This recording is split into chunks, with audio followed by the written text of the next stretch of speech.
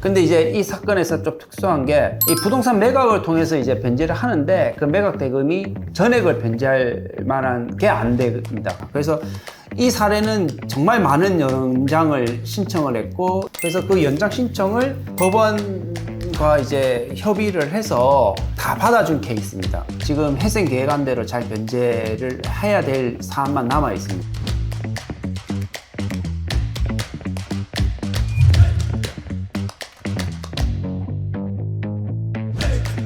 안녕하세요. 법무법인 발을정 부산사무소의 강병철 변호사입니다.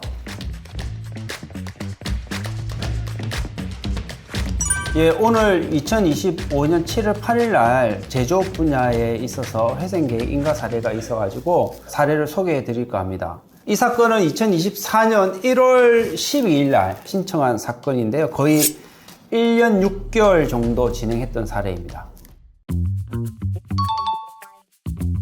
네, 맞습니다. 통상의 사건보다는 상당히 오래 걸렸던 사건이고요. 네, 왜냐하면 신청 시부터 매출도 적었고 회생 신청 이후에도 매출이 또 증가하지도 않고 마지막으로 부동산을 매각해야 되는 상황인데 부동산 매각도 잘 안 이루어졌고 그렇게 해서 좀 어려움이 많았던 사례입니다. 통상은 한 1년 정도 안 걸리는데 이 사건은 좀 오래 걸렸습니다.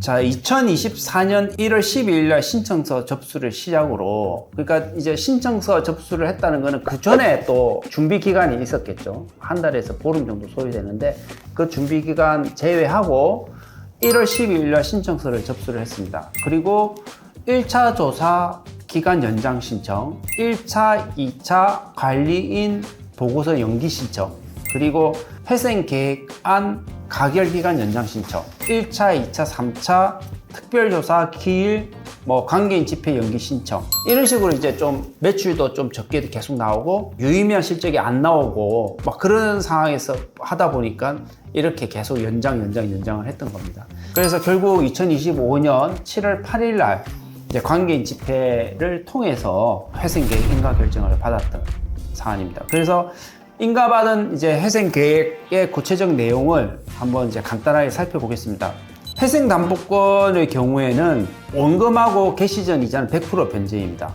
근데 이제 이 사건에서 좀 특수한 게 이 부동산 매각을 통해서 이제 변제를 하는데 그 매각 대금이 전액을 변제할 만한 게 안 됩니다. 그래서 90%를 일단 그 매각을 통해서 현금으로 변제하고 나머지는 분할해서 이제 2026년부터 2030년까지 분할해서 변제하는 걸로 그렇게 이제 계획안이 나왔고, 그 다음에 나머지 이제 회생 채권 중에 이제 대여금 채권이 있습니다. 대여금 채권은 78%는 출자 전환, 쉽게 말하면 이제 78%는 변제 안 하는 거고 22%만 이제 현금으로 변제하는 건데, 22%를 이것도 이제 좀 특이한 사안인데 준비연도부터 시작하는 게 아니고 2031년 이제 7차 연도부터 2034년 10차 연도까지 균등해서 변제하는 걸로 되었습니다. 회생채권 중 상거래채권도 조금 전에 말씀드렸던 대여금 채권의 상환 방식도 똑같습니다. 그 다음에 구상권 채권 역시 똑같고요. 그 다음 조세채권이 있는데요. 조세채권은 거의 100% 현금으로 변제를 해야 됩니다. 그래서 조세채권이 남아있는 게 있는데 그때 50%는 1차 연도에 먼저 변제를 하고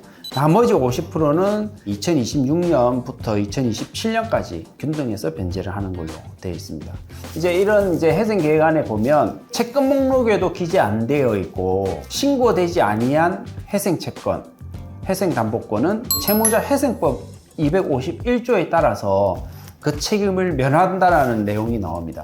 그리고 이제 공익채권 변제 방법이 있는데, 공익채권이라고 하면 아까 대지급금이 있고 미지급 퇴직금이 있지 않습니까? 이거에 대한 변제 방법은 법원의 허가를 받아서 수시로 변제하는 걸로 저희들이 계획안을 잡았던 겁니다.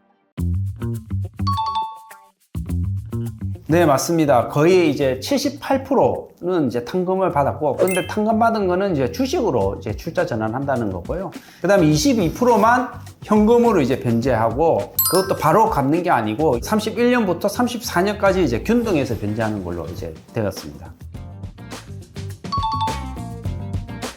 예, 지금 이제 제가 이 사례를 말씀드린 이유가 법원도 역시 회생 기업, 채무자 회사를 살리고 싶어 합니다.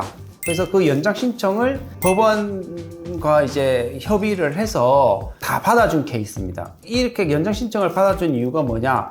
회사가 이제 회생을 할 수 있도록 법적인 테두리 내에서 해준 거거든요. 이렇게 하는 게 결국은 채권자들한테도 유리하기 때문에 법원에 그렇게 해주는 겁니다. 그래서 이 사례는 정말 많은 연장을 신청을 했고, 연장을 통해서 결국 이제 유의미한 매출 실적이 나오고, 또 부동산 매각을 통해서 매매 계약까지 체결할 때까지 기다려졌던 사례이고요. 그리고 아까 회생담보권 중에서도 일시적으로 전액 못 갚더라도 나머지 금액에 대해서는 또 분할해서 변제를 할 수 있었다라는 점이 이 사례에 있어서는 특수한 경우입니다.